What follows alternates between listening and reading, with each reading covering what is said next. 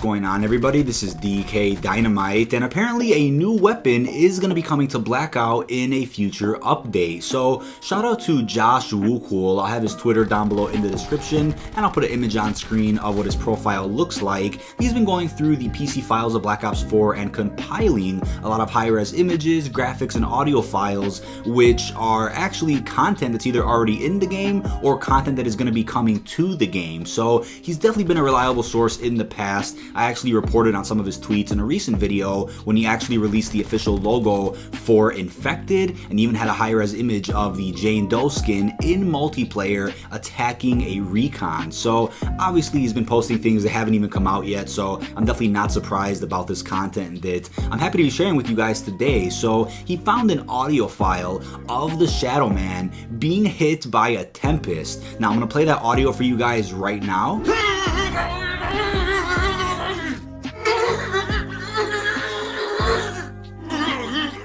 Now, the Shadow Man's reaction to getting hit by a Tempest is pretty damn funny, but what's worth noting is that as of right now, the Tempest is only available in Black Ops 4 multiplayer, and as of right now, we can't use the Shadow Man skin or any other unique skin in multiplayer. We can only use these characters for Blackout. So any of the Season Pass characters, any of the icons, or any of the zombie skins, they can only be used in Blackout. So unless they're going to allow for those skins to be used in multiplayer, which would be weird because obviously we have specialists.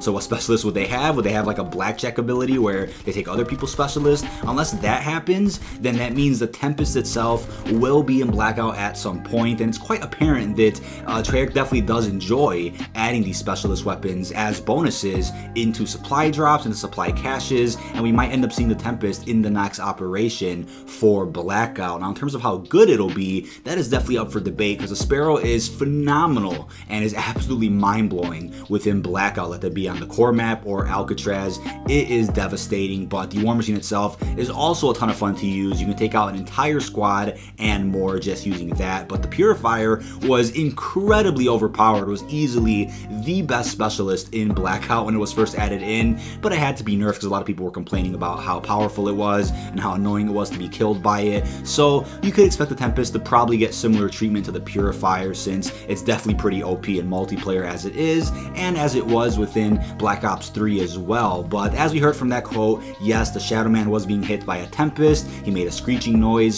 so it definitely means the specialist will be added in the future. But let me know what you think of that down below in the comments section. I'm definitely interested in seeing a lot more specialist weapons being added into Blackout as exclusive or special items that could be hard to get unless you're kind of hunting for supply drops or supply caches. I can't even imagine what the Grab Slam would be like within Blackout as well. Maybe we'll see that in a future operation. But aside from that, I also wanted to go over the recent controversy about the COD Point bundle for one of the ICER Mastercrafts. So for those of you that didn't know this, and there are people out there that really don't, so that's why I'm going to be going over this, Activision is in charge of microtransactions within all of the games they publish. There are circumstances where devs do implement microtransactions on their own without being told to do so by the publisher, but in Call of Duty's case, it is all Activision. Now, if you're wondering, well, why did Modern Warfare Remastered, World War II, Infinite Warfare have great microtransaction systems that may not have been flawless, but were miles better than the ones we have in Black Ops 3 and 4? Well, the easy answer is this.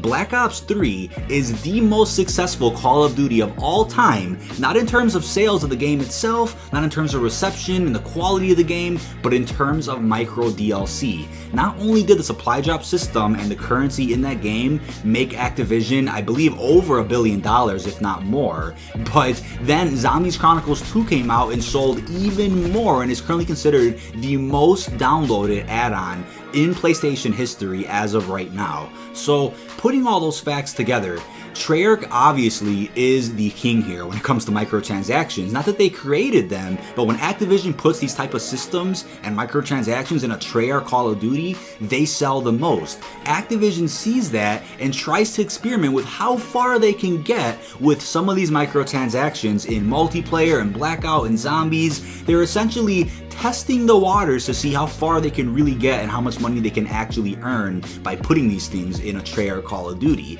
It clearly worked in Black Ops 3, even though the supply drop system was easily the worst in Call of Duty history. It still made Activision a fortune, and obviously Activision is going to be a lot smarter than, okay, let's replicate that system again and put the exact same supply drop system in Black Ops 4. Nope, they're going to fool you and play really stupid and put in a new system that's almost the exact same, but is just coated with a fresh coat of paint. So looking at this ICER bundle, now I've talked about microtransactions before. We've had a $30 melee weapon, we've had so many other shitty bundles in this game that make no sense, but looking at this ICR bundle, so this is the same Mastercraft camo for the ICER that would have been unlocked if you hit tier 200 in the first operation for Black Ops 4. I believe it was called First Strike. So if you hit tier 200 at that point in time, you got this ICER Mastercraft. Now if you missed that operation or you didn't get to tier 200, then I understand it's an easy opportunity to go ahead and get your hands on this ICER again if you really wanted it and you just couldn't get your hands on it when it first came out.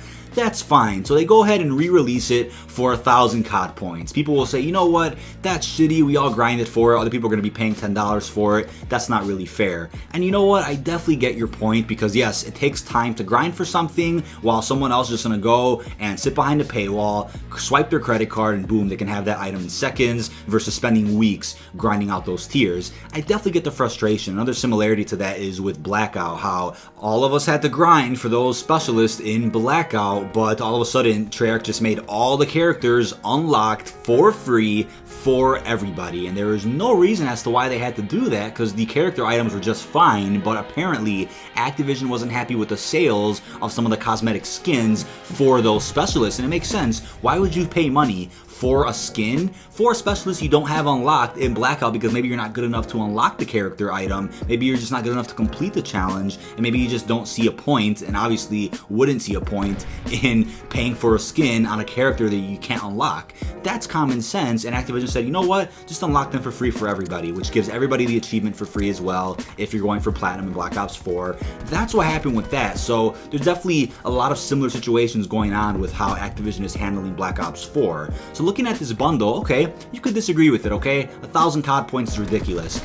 They somehow take down this bundle from the black market and just over a day later re-release it for 2,000 COD points. Now, you guys could correct me down below. I'm assuming when it was available for 1,000 COD points, you were able to purchase it. But then for it to be taken down, preventing other people from spending $10 on this bundle, and then for it to be re-implemented the next day for $10 more, that is ridiculous, and that is just unheard of. I've never ever seen any publisher actually do that, and I could be wrong. Maybe I don't play enough games, but I've never seen a publisher accidentally release something for too cheap, take it down, and put it back up for a more expensive price, maybe hours after people already paid the 1,000 COD point fee. So let me know what you think of that down below in the comments. I'm really not surprised, but as I've said before, the only way we can stop Activision from doing this is by doing one thing: don't buy it. Same thing with the $30 melee weapon bundle. That is a ridiculous price for a melee weapon, unless you really care about those free skips,